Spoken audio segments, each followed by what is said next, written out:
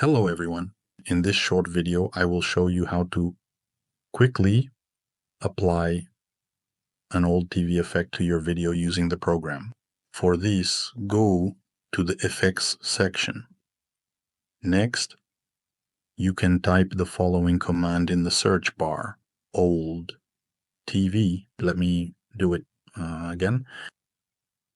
OLD TVI, press enter. Now all the effects related to the old TV appear. For example, I like this one. I take it and drag it onto our timeline.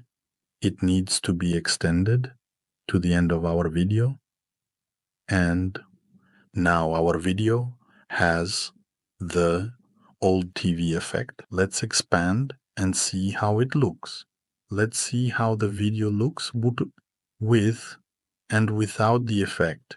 Here it is with the effect, and here it is without the effect. That's all. It's very simple. I hope you enjoyed this video.